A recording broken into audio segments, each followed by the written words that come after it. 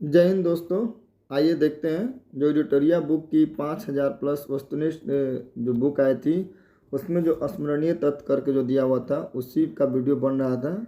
उसी कड़ी में यह अगला वीडियो है। इससे पहले 1 से लेकर 20 सेट तक, फिर 21 से लेकर 30 सेट तक, और इस वीडियो में हमने 31 से लेकर 40 सेट तक के स्मरणीय तत्व को अपलोड करने का प्रयास किया है।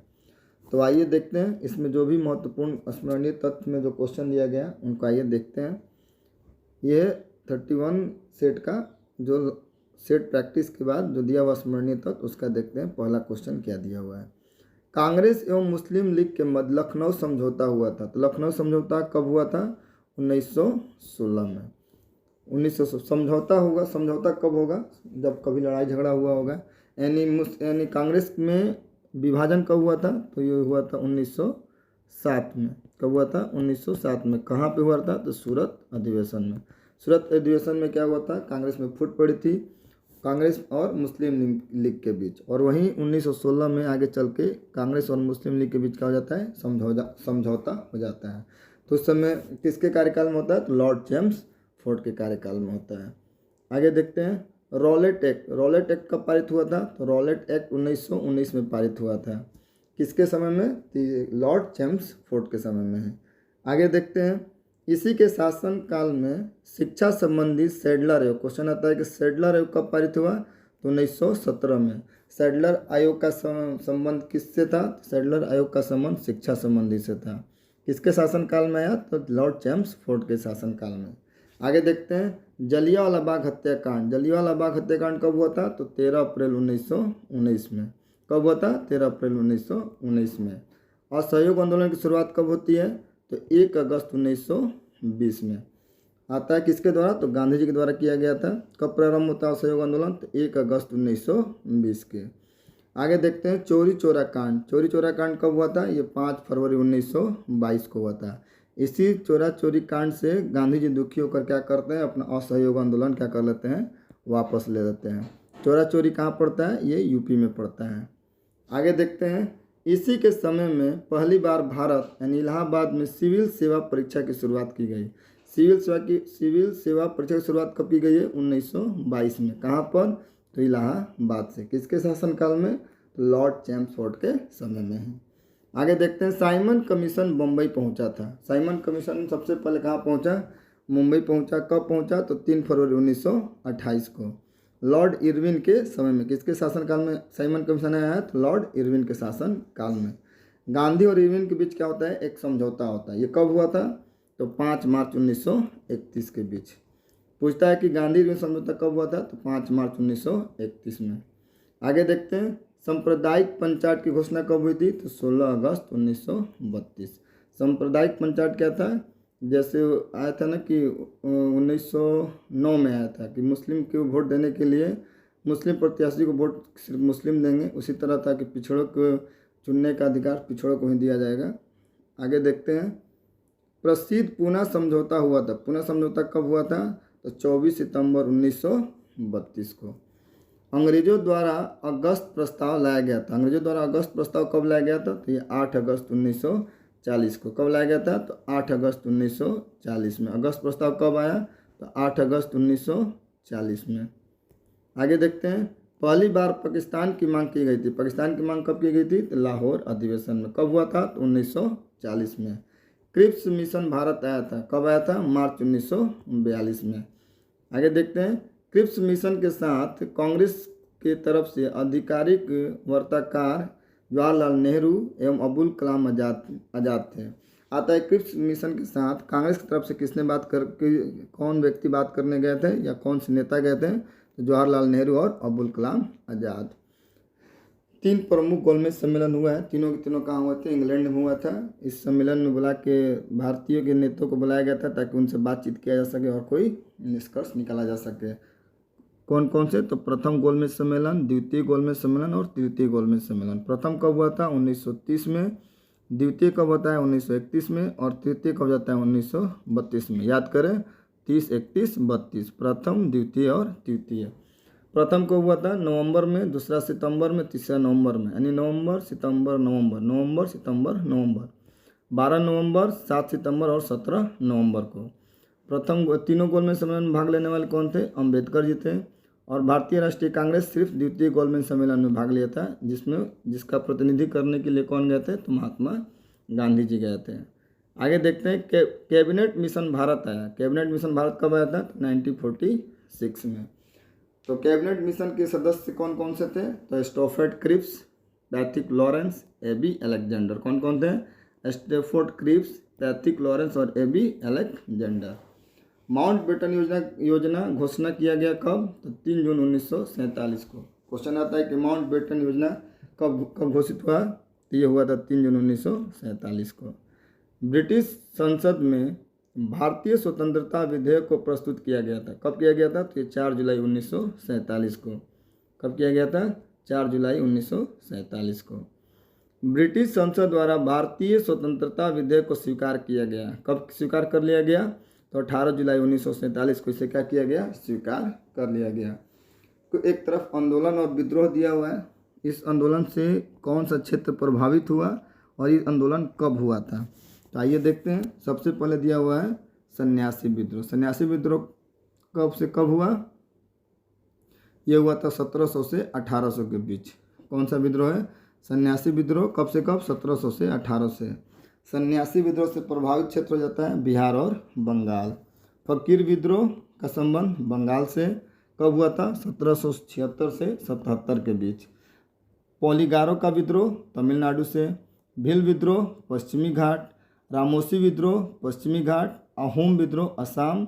और कोल आंदोलन कहाँ हुआ था? तो छोटा नागपुर के क्षेत्र में।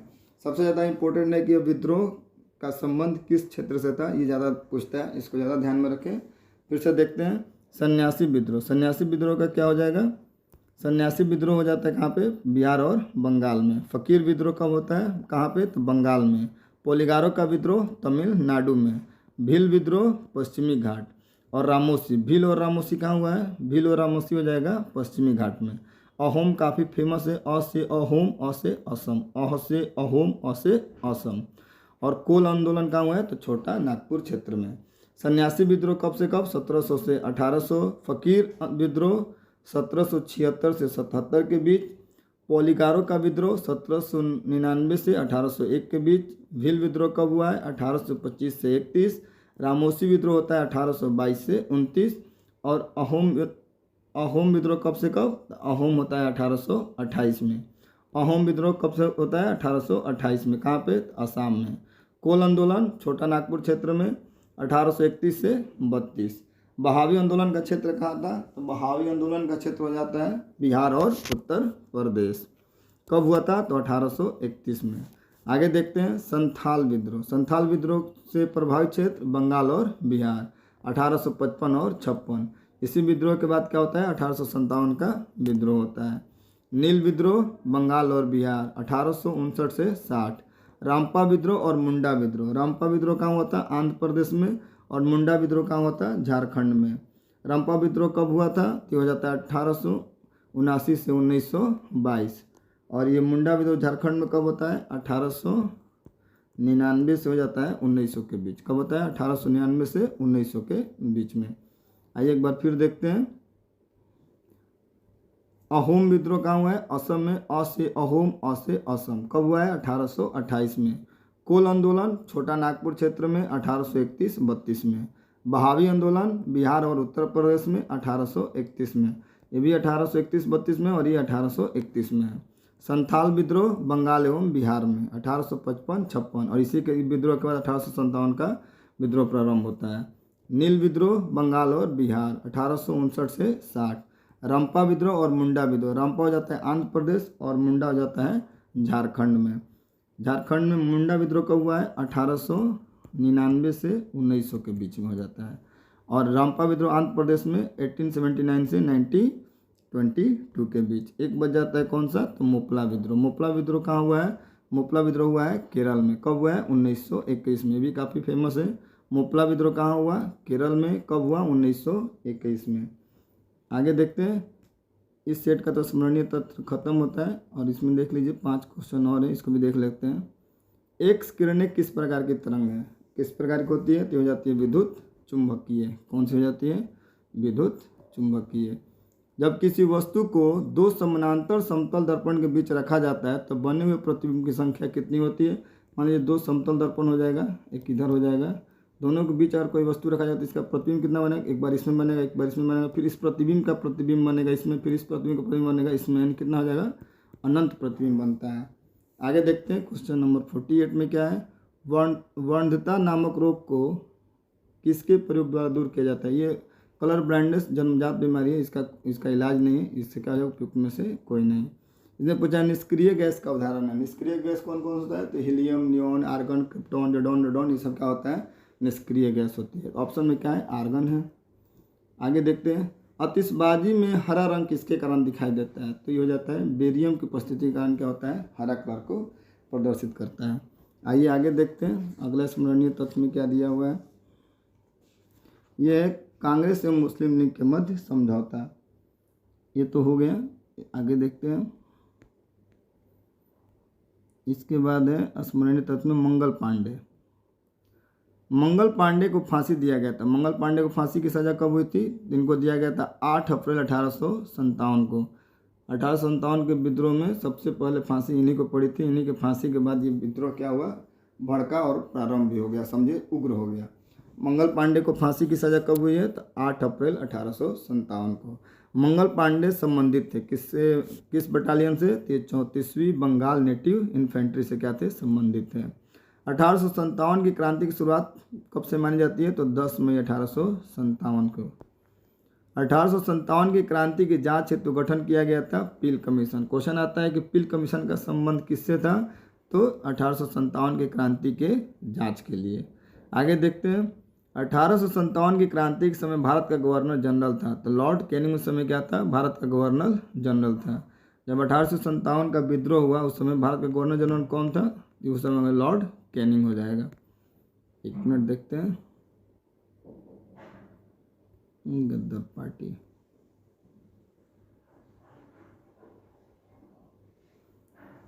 कौन थे 1857 की क्रांति के समय, तो भारत का गवर्नर जनरल कौन था, तो उस समय लॉर्ड कैनिंग था। ये हो जाएगा लॉर्ड कैनिंग। 1857 की क्रांति के समय ब्रिटेन के प्रधानमंत्री कौन थे। जब 1857 की क्रांति भारत में हुई तो उसमें ब्रिटेन के प्रधानमंत्री कौन थे, तो पॉर्नस्टॉन थे। 1857 की क्रांति का नेतृत्व बिहार में किसने किया था, तो बाबू वीर कुंवर सिंह के द्वारा क्या किया गया था, इससे 1857 की क्रांति का नेतृत्व किया गया था। कानपुर में 1857 की क्रांति का नेतृत्व नाना साहेब और तात्या टोपे के द्वारा किया गया था। आगे देखते हैं 1857 की क्रांति के संदर्भ में इतिहासकारों के मत, कौन इसको क्या कहा है, ये भी कभी कोई पूछ लेता है कि यह क्रांति भारत का प्रथम स्वतंत्रता संग्राम था। आता है क्वेश्चन कि 1857 की क्रांति को प्रथम स्वतंत्रता संग्राम किसने कहा, तो बीडी सावरकर ने कहा। यह पूर्णतः सिपाही विद्रोह था, सर जॉन लॉरेंस एवं सीले ने कहा। यह बर्बरता तथा सभ्यता के बीच युद्ध है, किसने कहा, तो टी.आर. होम्स ने। यह धर्मांधों का ईसाइयों के विरुद्ध युद्ध था, किसने कहा, तो L.E.R. रीज ने कहा। यह अंग्रेजों के विरुद्ध हिंदू और मुसलमानों का षड्यंत्र था, जेम्स ऑस्ट्रम W. टेलर ने कहा। यह एक राष्ट्रीय विद्रोह था, किसने कहा, तो डिज़रायली ने कहा था। किसने कहा था, डिज़रायली ने क्या कहा, डिज़रायली ने कहा था कि यह एक राष्ट्रीय विद्रोह था। सबसे ज़्यादा पूछता है किसने इसे प्रथम स्वतंत्रता संग्राम कहा, तो बीडी सावरकर ने। यह एक राष्ट्रीय विद्रोह था, किसने कहा, तो डिज़रायली ने कहा था। और इसके बाद एक ये पूछता है यह बर्बरता एवं सभ्यता के बीच T.R. होम्स। ऐसे याद रखने के लिए सबको देख लें कि प्रथम स्वतंत्रता संग्राम किसने कहा, तो बीडी सावरकर ने। सिपाही विद्रोह किसने कहा, तो सर जॉन लॉरेंस एम सीले ने। बर्बरता तथा सभ्यता के बीच युद्ध T.R. होम्स ने। यह धर्मांधों का ईसाइयों के विरुद्ध युद्ध L.E.R. रीज ने। और यह अंग्रेजों के विरुद्ध हिंदू और मुसलमानों का षड्यंत्र था, जेम्स ऑस्ट्रम W. टेलर ने। यह एक राष्ट्रीय विद्रोह था।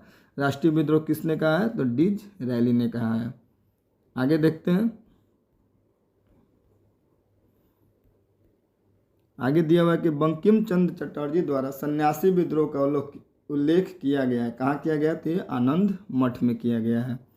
ब्रिटिश हाउस ऑफ कॉमन्स का चुनाव जीतने वाले पहले भारतीय कौन थे, तो दादा भाई नौरोजी। कब जीते थे, तो 1892 में। भारतीय सुधार समिति यानी 1887 में इसकी स्थापना हुई थी, किसके द्वारा, तो दादा भाई नरोजी के द्वारा। भारतीय सुधार समिति की स्थापना किसने की? तो दादा भाई नरोजी ने।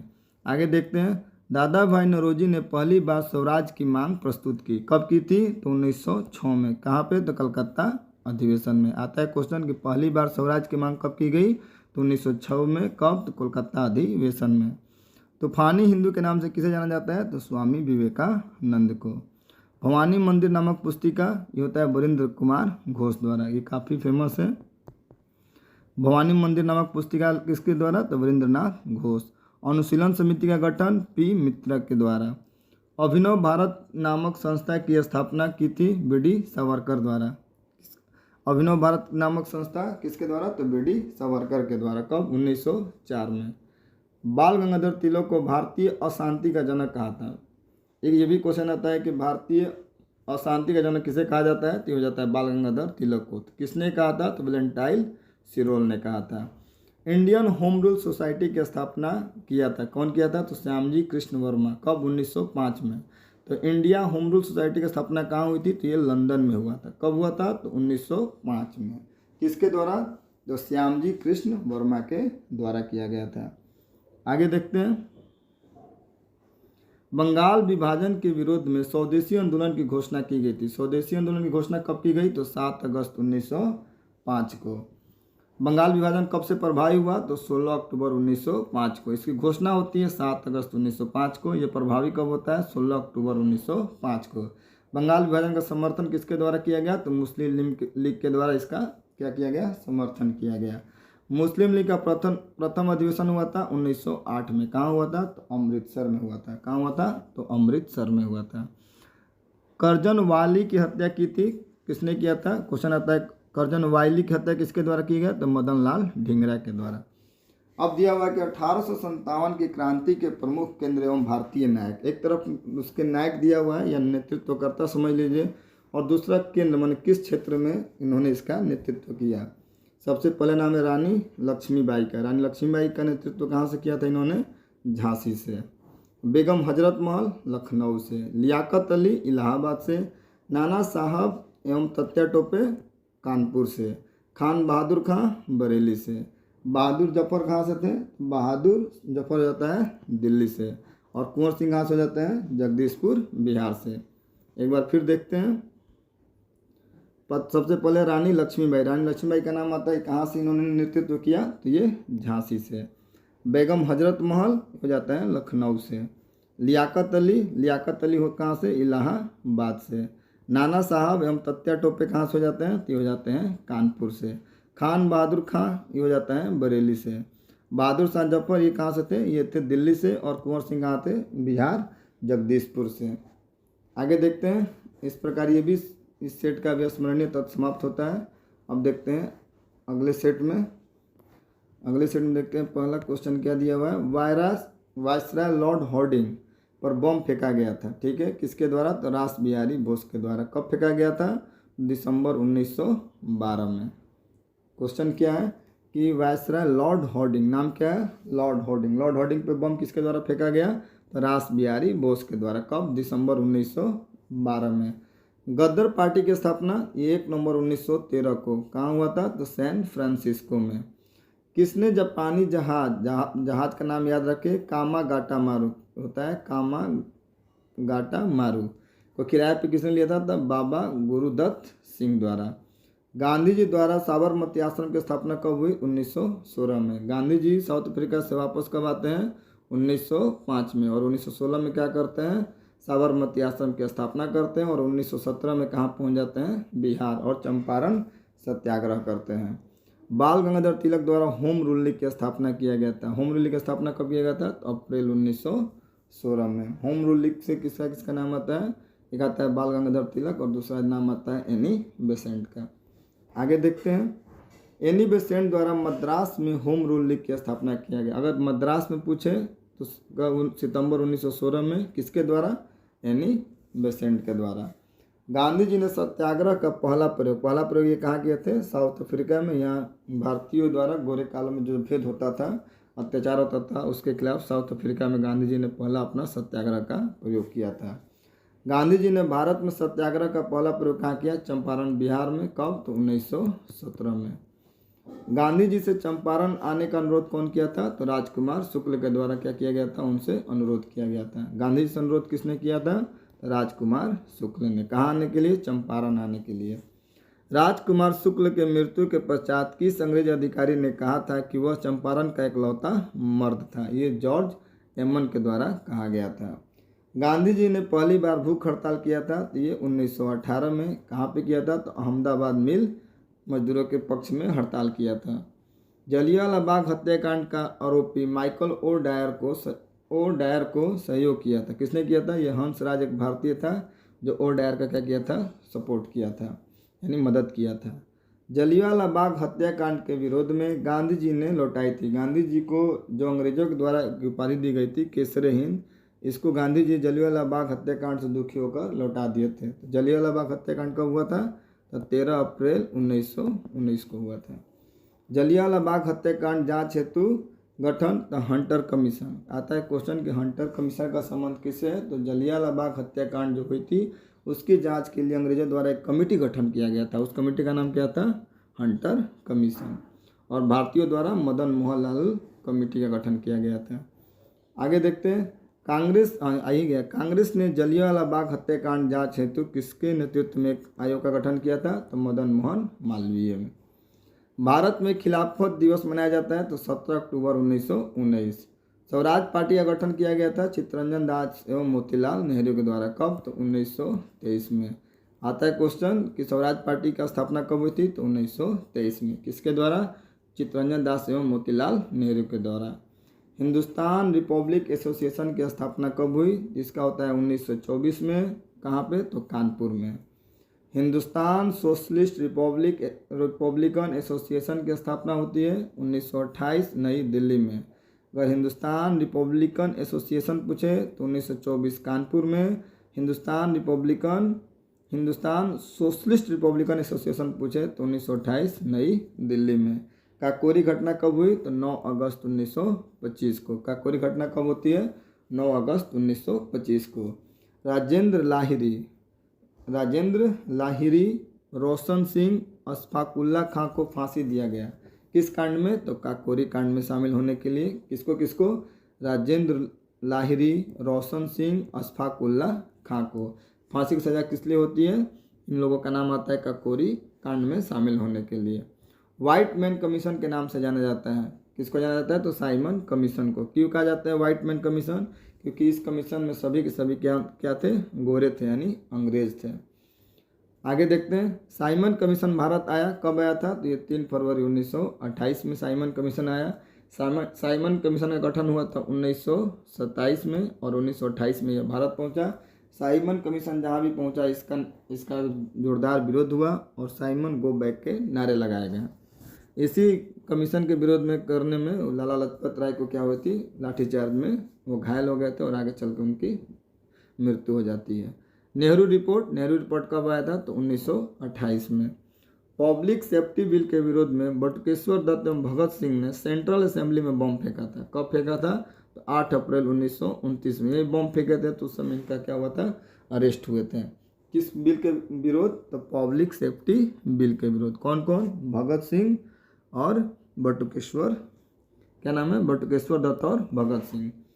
ये पब्लिक क्या बोलते हैं, ये असेंबली में बम फेंकने की वजह से इनको फांसी की सज़ा नहीं हुई थी। यहाँ पे सिर्फ क्या हुए थे? वो अरेस्ट हुए थे। आगे देखते हैं अगले सेट में क्या है स्मरणीय तथ्य में। कांग्रेस ने पूर्ण स्वराज का लक्ष्य निर्धारित किया था। कब किया? तो ये लाहौर अधिवेशन में। लाहौर अधिवेशन कब हुआ? 1929 में। कब हुआ? 1929 में। आता है कांग्रेस ने पूर्ण स्वराज का लक्ष्य कब निर्धारित किया? तो लाहौर अधिवेशन में 1929 में। इसकी अध्यक्षता कौन कर रहे थे? तो पंडित जवाहरलाल नेहरू। आगे देखते हैं कांग्रेस द्वारा पहला स्वाधीनता दिवस क्या है? स्वाधीनता दिवस कब मनाया गया? तो 26 जनवरी 1930 में। दांडी मार्च की शुरुआत 12 मार्च 1930 से 6 अप्रैल 1930 तक दांडी यात्रा चली थी। गांधी जी ने 78 समर्थकों ने दांडी मार्च की शुरुआत की। आता है कि दांडी मार्च में गांधी जी के कितने सहयोगी यानी कितने समर्थक थे? तो 78। आगे देखते हैं 6 अप्रैल 1930 को गांधी जी ने दांडी पहुंचकर नमक कानून को तोड़ा। तथा यहाँ से सविनय अवज्ञा आंदोलन की शुरुआत की। सविनय अवज्ञा आंदोलन की शुरुआत कहाँ से की है? जब ये क्या करते हैं, दांडी पहुँचते हैं। यानी सविनय अवज्ञा आंदोलन की शुरुआत कहाँ से हुई है? दांडी से हुई है। सुभाष चंद्र बोस ने गांधी जी के नमक सत्याग्रह की तुलना नेपोलियन की एल्बा से पेरिस यात्रा से की थी। क्वेश्चन ये आता है कि गांधी जी की जो दांडी यात्रा थी उसकी तुलना नेपोलियन की एल्बा से पेरिस यात्रा से की। किसके द्वारा किया गया था? तो सुभाष चंद्र बोस के द्वारा किया गया था। कांग्रेस के 1931 में हुए अधिवेशन की अध्यक्षता कब हुआ है? 1931। इसकी अध्यक्षता किसने किया है? तो सरदार वल्लभ भाई पटेल के द्वारा। इसी अधिवेशन के दौरान गांधी जी ने कहा था, गांधी मर सकते हैं परंतु गांधीवाद नहीं। क्योंकि भारतीय राष्ट्रीय क्या बोलते हैं, जो गोलमेज सम्मेलन हो रहा था, उस गोलमेज सम्मेलन में गांधी जी गए हुए थे ब्रिटेन, और जब वहाँ से उन्होंने वापस लौटे तो उसी समय इनका विरोध किया गया और इनको काला झंडा दिखाया गया। इस चीज़ से दुखी होकर गांधी जी ने कहा थे कि गांधी मर सकते हैं परंतु गांधीवाद नहीं। इसी अधिवेशन में जवाहरलाल नेहरू ने मूल अधिकारों का संकल्प पारित किया। ठीक है, मूल अधिकारों का संकल्प इसी अधिवेशन में क्या हुआ, किसके द्वारा पारित किया गया? तो पंडित जवाहरलाल नेहरू के द्वारा। आगे देखते हैं, आगे एक अगले सेट में स्मरणीय तत्व में जो कुछ इंपॉर्टेंट क्वेश्चन है उसको देखते हैं। इसमें दिया हुआ है कि सुखदेव भगत, क्या नाम है? सुखदेव और भगत सिंह राजगुरु, क्या नाम है? सुखदेव, भगत सिंह और राजगुरु, तीनों को फांसी की सज़ा कब हुई थी? 23 मार्च 1931 को। कांग्रेस सोशलिस्ट पार्टी की स्थापना कब हुई है? 1934 में। कांग्रेस सोशलिस्ट पार्टी के अध्यक्ष कौन थे? नरेंद्र देव। और सचिव कौन थे? जयप्रकाश नारायण। ये काफ़ी इंपॉर्टेंट क्वेश्चन है, कई बार बीपीएससी इसको पूछ भी चुका है कि कांग्रेस सोशलिस्ट पार्टी की जब स्थापना हुई तो उसके अध्यक्ष कौन थे? नरेंद्र देव। और उसके सचिव किसको बनाया गया था? जयप्रकाश नारायण को। अखिल भारतीय किसान सभा का गठन कब हुआ था? तो 1936 में। कब हुआ है? 1936 में। अखिल भारतीय किसान सभा का स्थापना यानी गठन 1936 में। इसके पहले अध्यक्ष किसको बनाया गया? तो स्वामी सहजानंद सरस्वती को। और इसके महासचिव कौन थे? तो NG रंगा। अखिल भारतीय किसान सभा का गठन कब हुआ है? 1936 में। इसके पहले अध्यक्ष किसको बनाया गया है? स्वामी सहजानंद सरस्वती को। और इसके पहले महासचिव कौन हो जाते हैं? NG रंगा। किसानों की समस्याओं को प्रकाशित करने वाली हुंकार पत्रिका का प्रकाशन सहजानंद सरस्वती ने किया था। यह भी बीपीएससी द्वारा जो एग्ज़ाम कंडक्ट कराया गया था प्राइमरी का, उसमें भी एक क्वेश्चन आता है हुंकार पत्रिका से किसके द्वारा प्रकाशित किया गया था? तो सहजानंद सरस्वती के द्वारा। फॉरवर्ड ब्लॉक की स्थापना तो मई 1939 में किसके द्वारा? तो सुभाष चंद्र बोस के द्वारा। फॉरवर्ड ब्लॉक की स्थापना कब हुई? तो 1939 में। किसके द्वारा? तो सुभाष चंद्र बोस के द्वारा। जलियांवाला बाग हत्याकांड का आरोपी माइकल ओ डायर की हत्या उधम सिंह द्वारा कहाँ पे किया गया? तो लंदन में किया गया था। व्यक्तिगत सत्याग्रह की शुरुआत कब होती है? तो 17 अक्टूबर 1940 में। किसके द्वारा? महात्मा गांधी जी के द्वारा। इस सत्याग्रह इसकी शुरुआत महात्मा गांधी जी ने किया था। और इसके प्रथम सत्याग्रही जब गांधी जी ने अपना प्रथम व्यक्तिगत सत्याग्रह शुरू किया तो आता है कि प्रथम सत्याग्रही कौन थे? तो प्रथम सत्याग्रही हो जाते हैं विनोबा भावे। और दूसरे सत्याग्रही कौन हो जाते हैं? जवाहरलाल नेहरू। पूछा है, पहल का हो जाते हैं विनोबा भावे, दूसरा सत्याग्रही कौन हो जाते हैं? जवाहरलाल नेहरू। और तीसरा पूछे तो ब्रह्मदत्त। पहला कौन थे? तो पहला थे सत्याग्रही विनोबा भावे, दूसरा हो जाते हैं जवाहरलाल नेहरू, तीसरा हो जाते हैं ब्रह्मदत्त। भारत छोड़ो आंदोलन का प्रस्ताव कांग्रेस द्वारा स्वीकार किया गया था। कब? तो 8 अगस्त 1942 को। इस आंदोलन की शुरुआत कब होता है? तो 9 अगस्त 1942 को एक्सेप्ट किया गया है। 8 अगस्त 1942 को प्रारंभ हुआ है। कब हुआ है? तो 9 अगस्त 1942 को। इस आंदोलन में करो या मरो का नारा दिया गया किसके द्वारा? तो महात्मा गांधी जी के द्वारा। जैसे यह आंदोलन प्रारंभ हुआ तो अंग्रेजों के द्वारा क्या चलाया गया? Operation zero hour. इस ऑपरेशन जीरो आवर के तहत जितने भी बड़े नेता थे भारतीय, सबको क्या कर लिया गया? गिरफ्तार कर लिया गया या नज़र बंद कर दिया गया। इस आंदोलन के दौरान महात्मा गांधी को गिरफ्तार कर कहाँ रखा गया? तो आगा खां पैलेस में। कहाँ रखा गया है? तो आगा खां पैलेस में। जवाहरलाल नेहरू को अल्मोड़ा जेल में। ये भी क्वेश्चन आता है कि ऑपरेशन जीरो आवर के तहत चलाए गए आंदोलन के तहत आंदोलनकारियों को जब गिरफ्तार किया गया तो गांधी जी को कहाँ रखा गया था? तो गांधी जी को रखा गया है आगा खां पैलेस में और जवाहरलाल नेहरू को अल्मोड़ा जेल में। आगे देखते हैं। इस आंदोलन के दौरान सी राजगोपालाचारी वे आउट नामक पैम्पलेट को जारी किया। पैम्फलेट का नाम क्या है? Way out. किसके द्वारा? तो राजगोपालचारी के द्वारा। आज़ाद हिंद फौज का गठन कब हुआ? तो 1942 में। आज़ाद हिंद फौज का गठन कब हुआ है? 1942 में। सुभाष चंद्र बोस ने द फ्री इंडिया सेंटर का गठन किया था। कहाँ पे? तो जर्मनी में। द फ्री इंडिया सेंटर का गठन किसके द्वारा? सुभाष चंद्र बोस के द्वारा। कहाँ पर? तो जर्मनी में। सुभाष चंद्र बोस ने स्वतंत्र भारत की अस्थायी सरकार का गठन किया। कहाँ पे? तो सिंगापुर में। अस्थायी सरकार का गठन किसके द्वारा किया गया है? सुभाष चंद्र बोस के द्वारा। कहाँ पे किया गया? तो सिंगापुर में। मुस्लिम लीग ने कैबिनेट मिशन योजना को स्वीकार किया था। कब? 6 जून 1946 को। आगे देखते हैं। कांग्रेस पार्टी ने कैबिनेट मिशन योजना को स्वीकार किया था। कब? 25 जून 1946 को। कांग्रेस द्वारा कब किया गया? तो 25 जून 1946 को। कैबिनेट मिशन योजना को स्वीकार करने के बाद संविधान सभा के निर्माण हेतु चुनाव कराए गए। कब? जुलाई 1946 में। संविधान सभा का पहला बैठक 9 दिसंबर 1946 को। इसकी अध्यक्षता किसके द्वारा किया गया? सच्चिदानंद सिन्हा के द्वारा। ये क्या थे? अस्थायी अध्यक्ष थे। आता है क्वेश्चन कि जब संविधान सभा की पहली बैठक हुई तो इसकी अध्यक्षता किसके द्वारा किया गया? तो सच्चिदानंद सिन्हा के द्वारा। ये कैसे अध्यक्ष थे? अस्थायी थे।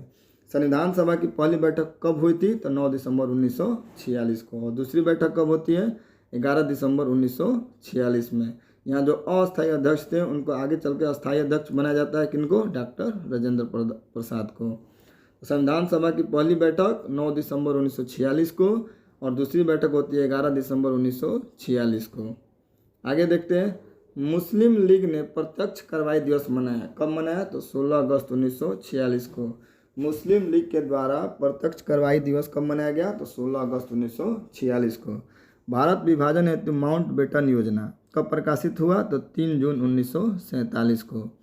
जवाहरलाल नेहरू के नेतृत्व में अंतरिम सरकार का गठन हुआ। अंतरिम सरकार का गठन कब हुआ?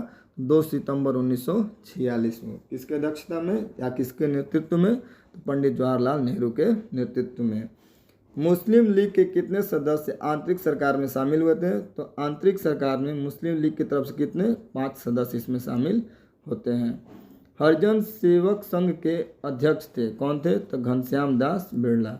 इसके संस्थापक पूछे तो महात्मा गांधी और इसके अध्यक्ष पूछे तो घनश्याम दास बिरला। मुस्लिम लीग ने मुक्ति दिवस मनाया था। मुस्लिम लीग ने मुक्ति दिवस कब मनाया? तो 22 दिसंबर 1939 को। खिलाफत आंदोलन का शुरुआत किया था अली बंधुओं ने। जो अली बंधु थे क्या किए थे? खिलाफत आंदोलन का शुरुआत किया। इसका समर्थन महात्मा गांधी जी द्वारा किया गया। महात्मा गांधी जी को लगता था कि एक मौका है जब खिलाफत आंदोलन को सपोर्ट करके मुस्लिमों का समर्थन पाया जा सकता है। बांटो और छोड़ो का नारा कराची अधिवेशन 1943 में। बांटो और छोड़ो का नारा कब दिया गया? कराची अधिवेशन 1943 में। अब आगे देखते हैं। इस सेट का भी स्मरणीय तत्व खत्म होता है। अब अगले सेट का देखते हैं स्मरणीय तत्व में क्या क्या दिया हुआ है। अब देखते हैं। पहला क्वेश्चन इसमें दिया हुआ है ब्रह्म समाज के संस्थापक। ब्रह्म समाज के संस्थापक कौन जाते हैं? राजा राम मोहन राय। कब किया था? तो 1828 में। ब्रह्म समाज की स्थापना किया था कौन? तो राजा राम मोहन द्वारा। कब किया गया? तो 1828 में। आदि ब्रह्म समाज पूछे तो देवेंद्र नाथ टैगोर। भारतीय ब्रह्म समाज पूछे तो केशव चंद्र सेन। राजा राम मोहन राय ने आत्मीय सभा गठन कब किया? 1815 में। और ब्रह्म समाज की स्थापना कब किया? 1828 में। और आत्मीय सभा 1815 में। वेदांत कॉलेज की स्थापना 1825 में। राजा राम मोहन राय जी के द्वारा आत्मीय सभा का गठन किया गया 1815 में। वेदांत कॉलेज की स्थापना किया गया 1825 में। और ब्रह्म समाज की स्थापना किया गया 1828 में। यंग बंगाल आंदोलन का नेतृत्व अगर पूछे यंग बंगाल आंदोलन का नेतृत्व किया था तो हेनरी विवियन डेरोजियो ने। एक बार फिर से देखते हैं। ब्रह्म समाज की स्थापना राजा राम मोहन राय द्वारा 1828 में। और राजा राम मोहन राय द्वारा आत्मीय सभा का गठन 1815 में। वेदांत कॉलेज की स्थापना 1825 में। और ब्रह्म समाज की स्थापना हो जाएगा 1828 में। ब्रह्म समाज पूछे तो राजा राम मोहन राय। आदि ब्रह्म समाज पूछे तो देवेंद्र नाथ टैगोर। भारतीय ब्रह्म समाज पूछे तो केशव चंद्र सेन। आगे देखते हैं। यंग बंगाल आंदोलन का नेतृत्व किसने किया? तो हेनरी विवियन डेरोजियो ने। आगे देखते हैं। सत्यार्थ प्रकाश का रचना किया था किसके द्वारा? तो सत्यार्थ प्रकाश हो जाएगा दयानंद सरस्वती। स्वामी विवेकानंद ने प्रसिद्ध धर्म सम्मेलन 1893 में, धर्म सम्मेलन कब हुआ था? 1893 में। कहाँ हुआ था? तो शिकागो में। इसको भारत की तरफ से किसने? स्वामी विवेकानंद ने क्या किया था? संबोधित किया था। इनको तूफानी हिंदू भी कहा जाता है। आता है ज्ञान योग, कर्म योग और राजयोग। 3 पुस्तक है। कौन कौन सा?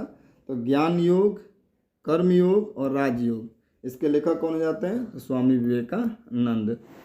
राधा स्वामी सत्संग का संस्थापक किया था किसने? तो शिव दयाल खत्री ने।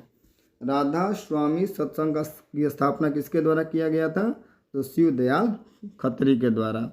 देव समाज की स्थापना शिव नारायण अग्निहोत्री।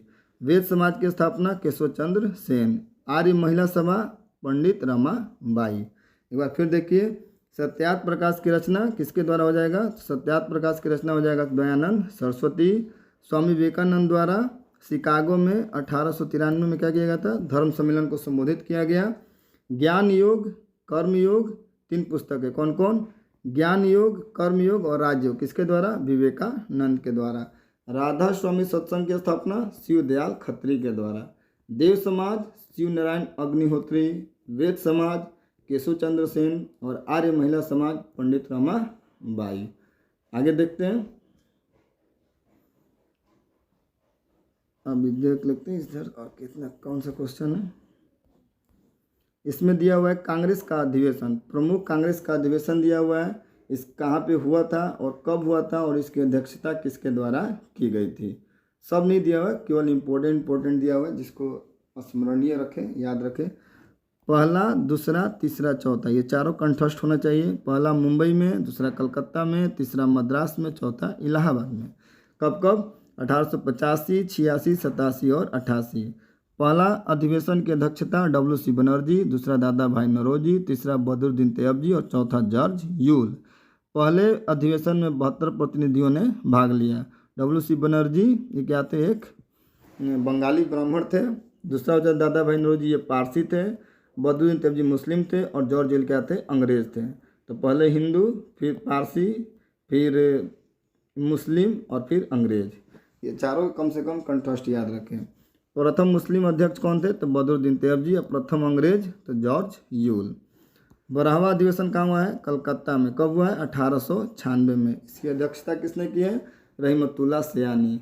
ये फेमस इसलिए है कि 1896 में क्या किया गया? पहली बार वंदे मातरम गाया गया। आगे देखते हैं 21वां कहाँ हुआ है? 21वां होता है बनारस में। बनारस में हुआ है। इसकी अध्यक्षता किसके द्वारा किया गया? तो गोपाल कृष्ण गोखले के द्वारा। 21वां अधिवेशन बनारस में 1905 में। 1906 में कौन सा हुआ है? 22वां। कहाँ पे? कलकत्ता में। इसकी अध्यक्षता दादा भाई नौरोजी। आता है स्वराज शब्द का पहली बार प्रयोग। स्वराज शब्द का पहली बार प्रयोग कब किया गया? तो 1906 के कलकत्ता अधिवेशन में। इसकी अध्यक्षता किसने की? तो दादा भाई नौरोजी ने। आगे देखते हैं कांग्रेस का प्रथम विभाजन। कांग्रेस में मुस्लिम लीग कांग्रेस से अलग हो जाता है, तो कांग्रेस में पहला क्या होता है? विभाजन होता है। कब हुआ है? तो 1907 में। कहाँ पे? तो सूरत में। याद रखिए, सूरत देखते क्या हो जाता है? विभाजन हो जाता है। ये 23वां अधिवेशन था जिसकी अध्यक्षता रास बिहारी घोष ने किया था। आता है क्वेश्चन कि कांग्रेस का प्रथम विभाजन कब हुआ? तो 1907 में। किस अधिवेशन में? तो सूरत अधिवेशन में। इसकी अध्यक्षता किसके द्वारा की गई? तो रास बिहारी बोस के द्वारा। कलकत्ता में हुआ है 1911। कौन सा था? 27वां अधिवेशन। इसकी अध्यक्षता किसने की? बिशप नारायण धर। पहली बार जन गण मन गाया गया। वंदे मातरम गाया जाएगा तो वो भी कलकत्ता के अधिवेशन में, और जन गण मन गाया गया ये भी कलकत्ता अधिवेशन में। इसकी अध्यक्षता किसने की है? तो पंडित बिशप नारायण धर द्वारा। याद रखें, जब ये पहली बार वंदे मातरम गाया जाएगा तो रहमतुल्लाह सयानी कलकत्ता में 1896 में, और पहली बार जन गण गाया जाएगा तो ये भी कलकत्ता में 1911 में। इसकी अध्यक्षता कौन करेंगे? बिशप नारायण धर। 11 में बिशप नारायण धर पहली बार जन गण गाया गया। बांकीपुर में RN माधोलकर ने किया। कब हुआ था? तो 1912 में। 12 और 22 ये कहाँ हुआ है? बांकीपुर बिहार में। याद रखें, बिहार में 2 अधिवेशन हुआ है। कौन कौन? 1912 और 1922।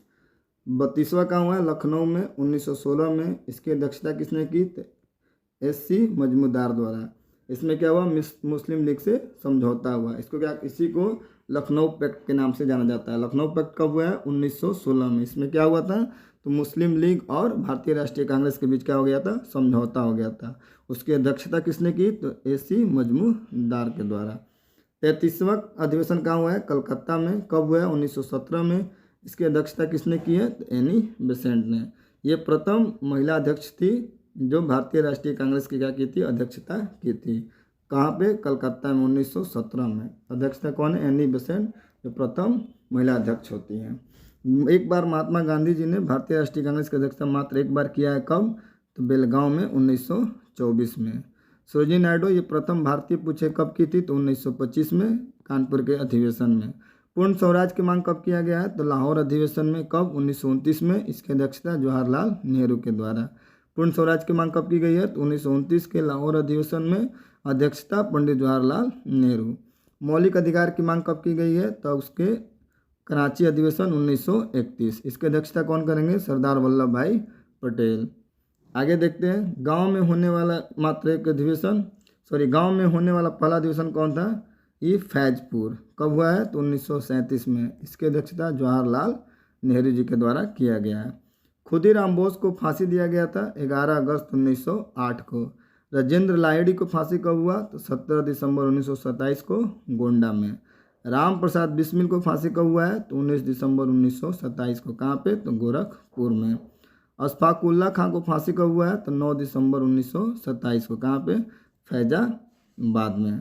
आगे देखते हैं, मदन लाल ढींगरा को फांसी कब हुआ है, तो मदन लाल ढींगरा को 16 अगस्त 1909 को। मास्टर दा के नाम से प्रसिद्ध सूर्य सेन को फांसी कब हुआ, तो 12 जनवरी 1934 को। आता है क्वेश्चन, मास्टर दा के नाम से किसको जाना जाता था, तो सूर्य सेन को। आगे देखते हैं, इस सेट का स्मरणीय तथ्य समाप्त होता है। देखते हैं अगले सेट में स्मरणीय तथ्य में क्या क्या दिया हुआ है। अब दिया प्रमुख सामाजिक सुधार अधिनियम, ठीक है। जो सामाजिक सुधार अधिनियम कब हुए थे और उस समय गवर्नर जनरल कौन थे। आइए देखते हैं, सबसे पहले सरदा एक्ट। सरदा एक्ट कब आता है, 1930 में। किसके समय, लॉर्ड इरविन के समय। सरदा एक्ट कब आया है, तो 1930 में, लॉर्ड इरविन के समय। एज ऑफ कंसेंट एक्ट 1891 में, लैंस डाउन के समय। नेटिव मैरिज एक्ट 1872 में, नॉर्थ ब्रुक के समय। हिंदू विधवा पुनर्विवाह 1856 में, लॉर्ड कैनिंग के समय।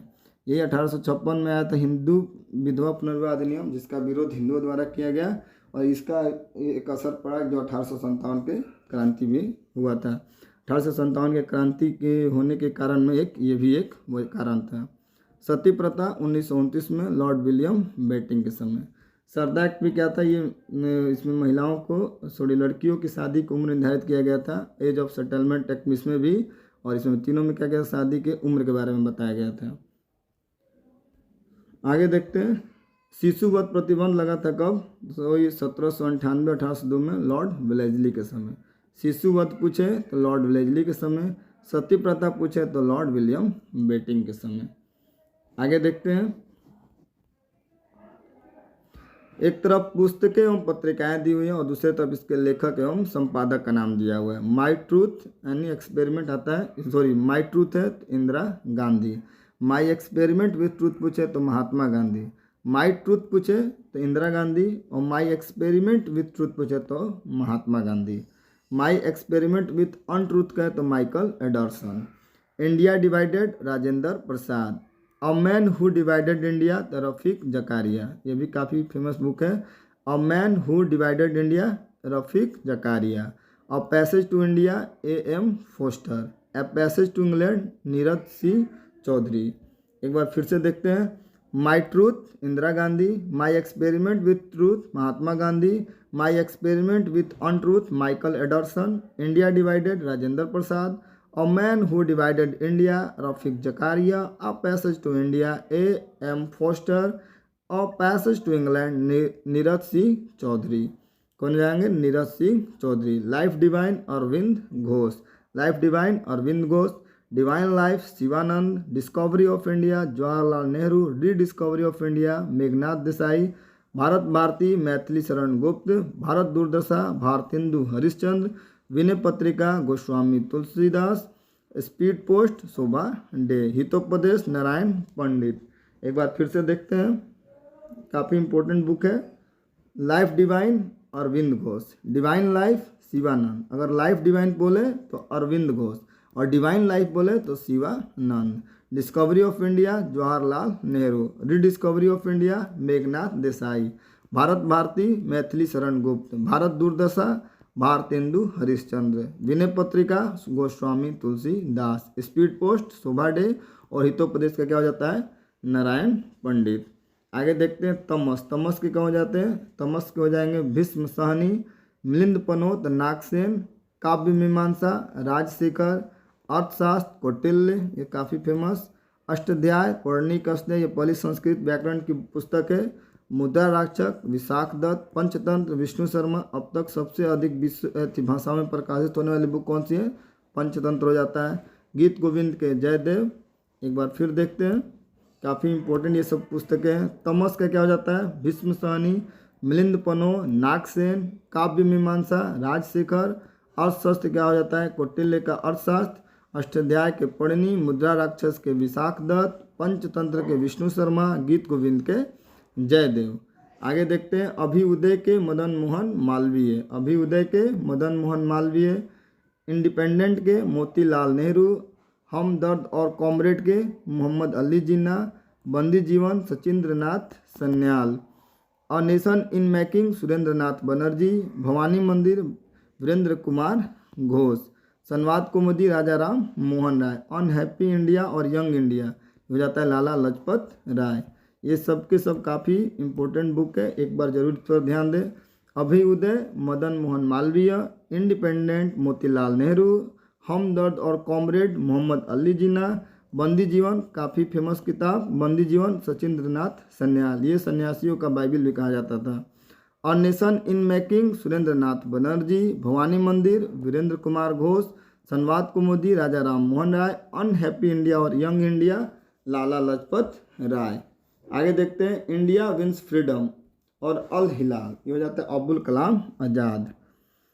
India for independent Chittaranjan Das. नील दर्पण दीनबंधु, ये नील खेती के जो मजदूरों की दुर्दशा है इसमें उसको उजागर किया गया था। सोजे वतन और कर्मभूमि प्रेमचंद्र।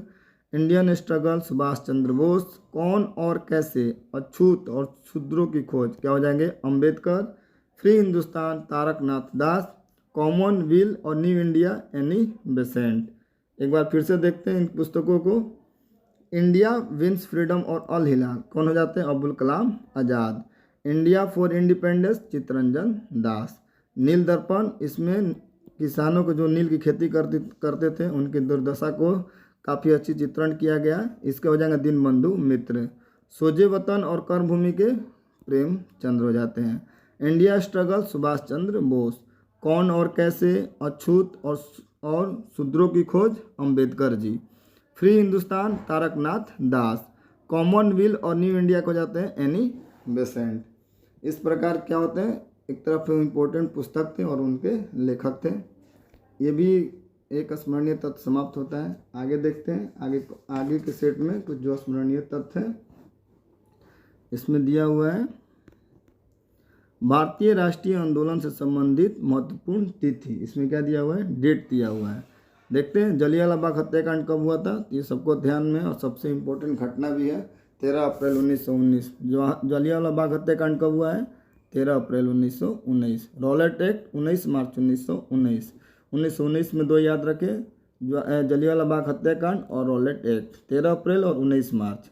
असहयोग आंदोलन की शुरुआत 1920। असहयोग आंदोलन की समाप्ति याद रखें, असहयोग आंदोलन कब से कब, 20 से 22। प्रारंभ कब हुआ है, 1 अगस्त, और समाप्त हुआ है 12 फरवरी को। चोरा चोरी कांड कब हुआ है, तो 5 फरवरी 1922। इसी घटना के बाद असहयोग आंदोलन क्या किया, गांधी जी ने वापस ले लिया। स्वराज पार्टी की स्थापना 1 जनवरी 1923। साइमन कमीशन भारत आगमन 3 फरवरी 1928। पूछता है साइमन कमीशन की गठन कब हुआ, तो 1927 में, और भारत कब आया, तो 1928 में। बारदौली सत्याग्रह 1928 में। नमक सत्याग्रह और दांडी मार्च 12 मार्च 1930। क्या हो जाएगा, 12 मार्च और 1930। आगे देखते हैं, सविनय अवज्ञा आंदोलन, सविनय अवज्ञा आंदोलन कब हुआ? 6 अप्रैल 1930। गांधी और इरविन के बीच समझौता कब हुआ? 5 मार्च 1931। कम्युनल अवार्ड की घोषणा 16 अगस्त 1932। पूना पैक्ट कब होता है? तो 24 सितंबर 1932। मुस्लिम लीग द्वारा घोषित मुक्ति दिवस 1939। मुस्लिम लीग द्वारा पाकिस्तान की मांग 24 मार्च 1940। अगस्त प्रस्ताव 8 अगस्त 1940। शिमला सम्मेलन कब होता है? 25 जून 1945। नौसेना विद्रोह कब हुआ? फरवरी 1946 में। कब होता है नौसेना विद्रोह? फरवरी 1946 में। आगे देखते हैं, प्रत्यक्ष कार्रवाई दिवस कब मनाया गया? ये मुस्लिम लीग द्वारा बनाया गया था प्रत्यक्ष कार्रवाई दिवस। ये कब मनाया गया है? ये मनाया गया था 16 अगस्त 1946 को। अंतरिम सरकार का गठन कब होता है? तो 2 सितंबर 1946 को। भूदान आंदोलन ये हो जाता है 18 अप्रैल 1951। ये आज़ादी के बाद प्रारंभ होने वाला आंदोलन था भूदान आंदोलन। जिस भी व्यक्ति के पास बहुत अधिक भूमि थी वो किसानों को या गरीबों को या भूमिहीनों को भूमि दान कर सकता था। आगे देखते हैं, एक तरफ दिया हुआ समाचार पत्र और दूसरा वर्ष और तीसरा स्थापना और इसके संपादक। सबसे ज़्यादा महत्वपूर्ण हो जाता है इसके संपादक। इसके संपादक कौन थे? आइए देखते हैं। सबसे पहले बंगाल गजट। बंगाल गजट के संपादक कौन थे? तो James A Hicky. Bengal gazette कहाँ से संपादित हो जाता है यानी प्रकाशित हो जाता है? कलकत्ता से। कब? तो 1780 में। मीरात उल अखबार राजा राम मोहन राय द्वारा 1822 और कलकत्ता से। उद्वंत मार्तंड ये हो जाएगा जुगल किशोर शुक्ल। रप्त गुप्तार ये हो जाएगा दादा भाई नौरोजी। हिंदू पैट्रियट ये हो जाता है गिरीश चंद्र घोष। सबसे मुख्य इसमें पूछता है कि कौन सा पत्र के संपादक कौन थे? तो हिंदू पैट्रियट को हो जाते हैं गिरीश चंद्र घोष और रप्त गुप्तार को हो जाएंगे दादा भाई नौरोजी। उदंत मार्तंड को हो जाएंगे जुगल किशोर शुक्ल। मीरात उल अखबार को हो जाते हैं राजा राम मोहन राय। बंगाल गजट को हो जाते हैं जेम्स ए हिक्की। इसका वर्ष भी याद रखें। ऐसा आप इसका वर्ष और कहाँ से प्रकाशित होता है ये भी देख सकते हैं। आगे देखते हैं, सोम प्रकाश काफ़ी फेमस है। सोम प्रकाश ये भी काफ़ी इम्पोर्टेंट है। सोम प्रकाश हो जाएगा 1859 कलकत्ता। द्वारिका नाथ विद्याभूषण और ईश्वर चंद्र विद्यासागर। सोम प्रकाश पत्रिका के प्रकाशक कौन थे? द्वारिका नाथ विद्याभूषण और ईश्वर चंद्र विद्यासागर। इंडियन मिरर के देवेंद्र नाथ टैगोर। अमृत बाजार पत्रिका शिशिर कुमार घोष। बंग दर्शन बंकिम चंद्र चटर्जी। द हिंदू तो वी राघवाचारी। केसरी को जाएंगे बाल गंगाधर तिलक। केसरी के बाल गंगाधर तिलक।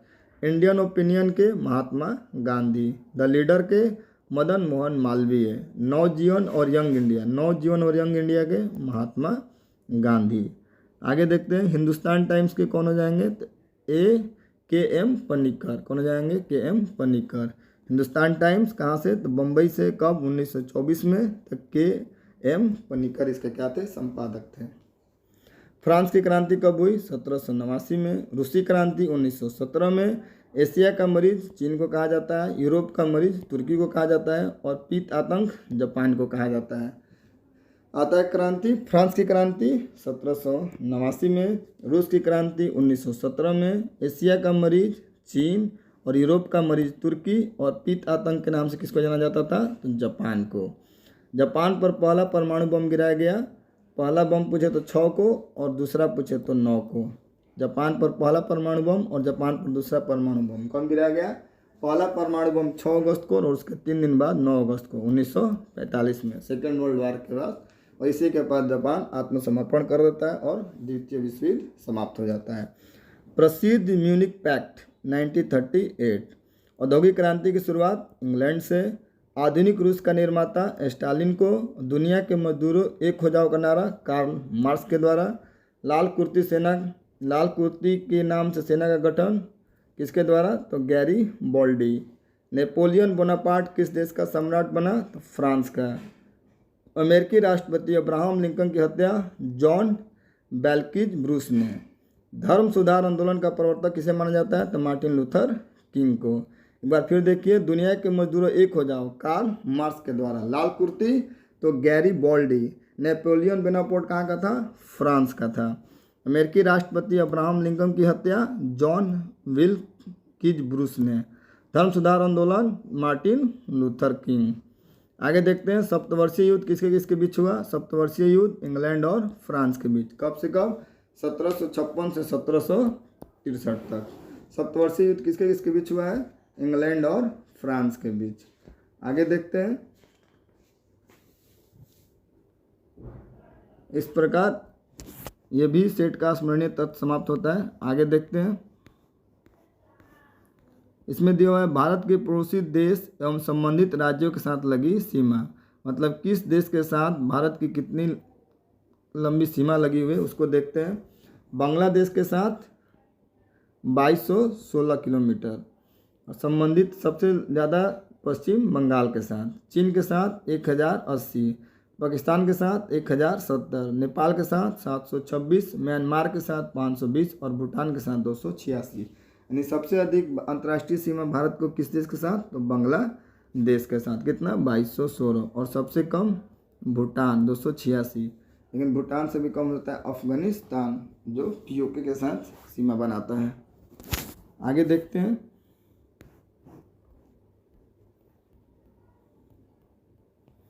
भारत के साथ पड़ोसी देश की सीमा लंबाई एवं पड़ोसी देशों के साथ लगे राज्य और केंद्र शासित प्रदेशों की संख्या।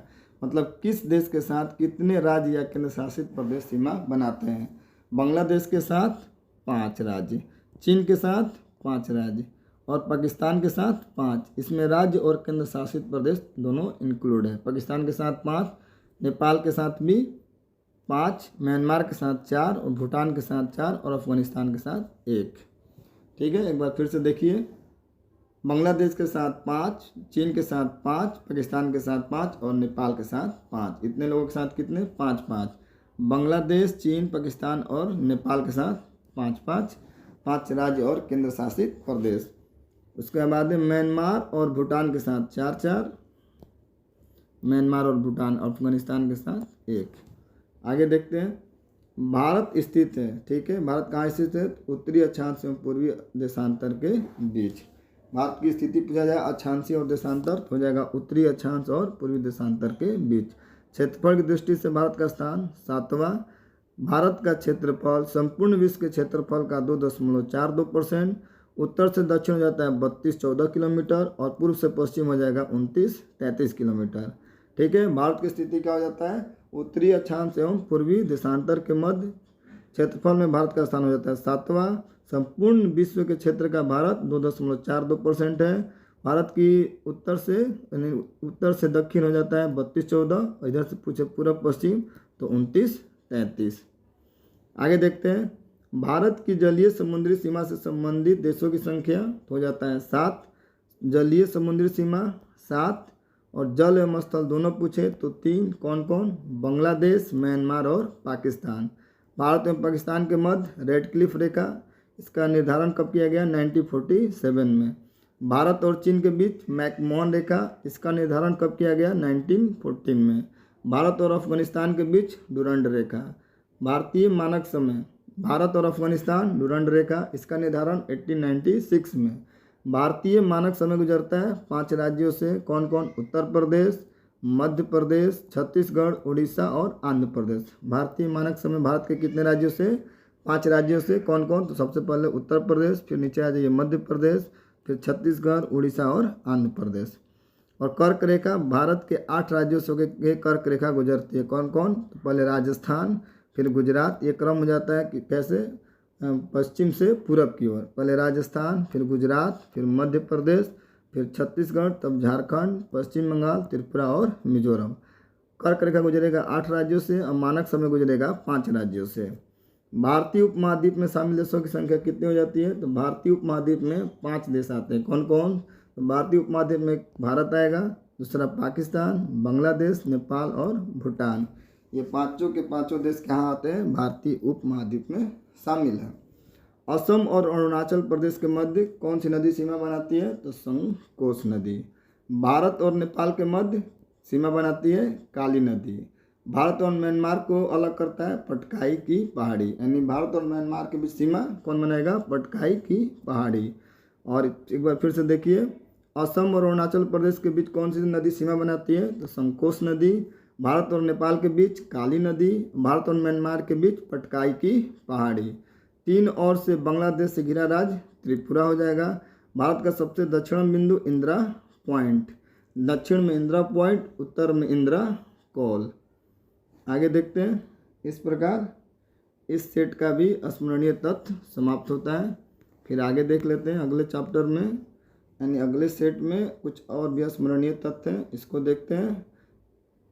हिमालय का जो प्रादेशिक विभाजन होता है किस तरह किया गया है और किसके किसके बीच और उसका कितना लंबाई है उसको देखते हैं। सबसे पहले हो जाता है पंजाब हिमालय, फिर कुमाई हिमालय, फिर नेपाल हिमालय, फिर असम हिमालय। ये हिमालय का विभाजन किस आधार पे? नदियों के आधार पे किया गया है। किधर से किधर? तो हो जाएगा पश्चिम से पूरब की ओर जब हम बढ़ते हैं इस आधार पे। तो सबसे पहले आता है पंजाब, फिर कुमायूं, तब नेपाल और लास्ट में असम हिमालय। पंजाब हिमालय किसके किसके बीच? सिंधु और सतलज के बीच। कुमायूं सतलज से काली, नेपाल हो जाएगा काली से तीस्ता और तीस्ता से दिहान। याद करने का तरीका, सिंधु से सतलज, सतलज से काली, काली से तीस्ता, तीस्ता से दिहान। सबसे लंबा हिमालय हो जाएगा जो प्रादेशिक विभाजन में सबसे लंबा हो जाता है 800 नेपाल हिमालय, ठीक है। और इसमें सबसे छोटा हो जाएगा 320 कुमायूं हिमालय। आगे देखते हैं। ये तो हिमालय का प्रादेशिक विभाजन था। अब आगे दिया हुआ दर्रा, प्रमुख जो दर्रा है तो किस राज्य या केंद्र शासित प्रदेश में इसका अवस्थित है, ये क्वेश्चन भी देखने को मिलता है।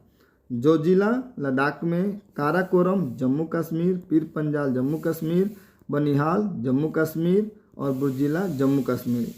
ऊपर से याद रखें, काराकोरम, पंजाल, बनिहाल और बुर्जिल कहाँ हो जाएगा? जम्मू कश्मीर में। और जोजिला हो जाएगा लद्दाख में। आगे देखते हैं शिव किला, शिव किला कहाँ हो जाएगा? हिमाचल प्रदेश में। शिव किला हो जाएगा हिमाचल प्रदेश में। रोहतांग दर्रा हिमाचल प्रदेश में, बाड़ा लाचा हिमाचल प्रदेश में। ये 3 याद रखें कहाँ? हिमाचल प्रदेश में। कौन कौन? शिव किला, रोहतांग और बाड़ा लाचा। उत्तराखंड में हो जाता है लिपुलेख, माना और नीति। ये तीनों कहाँ हो जाएगा? उत्तराखंड में। एक बार फिर देखते हैं इसको। ये देखिए शिव किला, रोहतांग और बाड़ा लाचा, ये तीनों हो जाएगा कहाँ पे? हिमाचल प्रदेश में। और लिपुलेख, माना और नीति, लिपुलेख, माना और नीति, लिपुलेख और माना और नीति तीनों हो जाएगा उत्तराखंड में। आगे देखते हैं। नीति दर्रा हो गया उत्तराखंड में। नाथुला, नाथुला कहाँ हो जाएगा? सिक्किम में। नाथुला हो जाएगा, नाथुला दर्रा सिक्किम में। और जयलेपला दर्रा सिक्किम में। नाथुला और जयलेपला सिक्किम में। फिर बोमडीला और यांगयाप और दीफू, ये तीनों कहाँ हो जाएगा? अरुणाचल प्रदेश में। एक बार फिर देखिए क्योंकि ये काफ़ी इंपॉर्टेंट है, ये सब याद होना चाहिए। नाथुला सिक्किम में, जयलेपला सिक्किम में और बोमडीला, यांगयाप और दीफू ये तीनों हो जाएगा अरुणाचल प्रदेश में। कौन कौन?